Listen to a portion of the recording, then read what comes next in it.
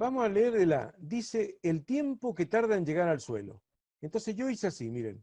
Puse instante 1 arriba de todo. Instante 2 cuando llega al suelo. Un instante infinitamente antes de que choque con el suelo.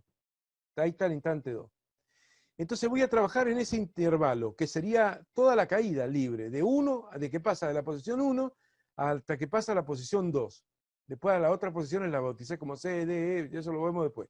De 1 a 2. Entonces, yo digo lo siguiente acá. Dice el tiempo que tarda en llegar al suelo, ¿no? Leo esto y ahí nomás hago. Tiempo es lo que me están pidiendo. Me piden el tiempo. ¿Y qué dato me dan? Que llega al suelo, ¿cierto? Cuando llega al suelo, ¿qué conozco? ¿Qué creo que significa llegar al suelo? Que la posición final, que yo le llamo X sola a la posición final, valga 0. Eso es llegar al suelo. O sea, en otras palabras, ¿cierto? Me están diciendo, ¿en qué instante t X vale 0? No sé si me explico. ¿En qué instante llega al suelo? Esto es llegar al suelo para la fórmula de la física, ¿cierto? Entonces, ¿yo qué hago? Veo los datos. ¿Cuáles son los datos? Tengo la posición inicial, 15 metros, es un dato. La posición final, que quiero que sea 0, que llegue al suelo. Otro dato que tengo, y que lo voy a necesitar, por supuesto, es la velocidad inicial, que es 0 porque simplemente lo suelto. Y la incógnita es el tiempo. Entonces, bueno, acá está indicado así también, la incógnita, ¿cierto? El tiempo.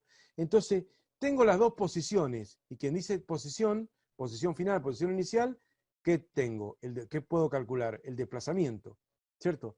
Entonces, tengo el desplazamiento y quiero sacar el tiempo.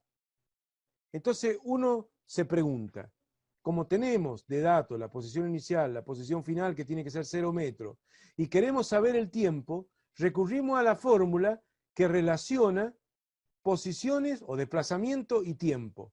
¿Cuál de las tres relaciona desplazamiento y tiempo? La segunda, la de La función segunda. cuadrada. ¿Ven que acá tenés tiempo, pero no tenés posiciones? ¿Ves? Tenés velocidades. Esta no me sirve si bien está el tiempo y me piden un tiempo. Digo, bueno, pero esta no me sirve. Esta no, porque no tiene el tiempo, que voy a calcular el tiempo justo de una donde no está el tiempo. Entonces digo, esta es. Porque tengo el desplazamiento, tengo las posiciones que me van a conducir al desplazamiento, tengo la aceleración que es la de la gravedad y tengo la incógnita del tiempo, lamentablemente es cuadrática, pero bueno, no me voy a asustar por encontrar una ecuación cuadrática porque ya sé cómo se resuelven las ecuaciones cuadráticas. Esta es la ecuación 2, la que relaciona desplazamiento o posiciones con el tiempo. Y entonces tengo que delta x es igual a bi por t más un medio de a por t al cuadrado. Esa fórmula es la que voy a usar. La repetí ahí, ¿no? La misma que estaba ahí arriba anotada, ¡pum!, la puse ahí. Ahora la voy a adaptar a este intervalo. Ahora la voy a adaptar.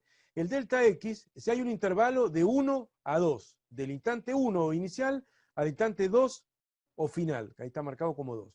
Entonces, el delta x, siempre el delta de algo es final menos inicial, de x, o sea, es x final menos x inicial. En este caso, el x final, en el intervalo es x2 menos x1, y eso es igual a ¿qué? A la velocidad inicial, que ahora es la v1, en el instante inicial 1, por t más un medio de a por t cuadrado. Bueno, por t2, le puse t2, pero t2 es la incógnita, es el tiempo que demora en llegar al punto 2. Pero si no, no le hubiera puesto ninguna, hubiera sido mejor no ponerle.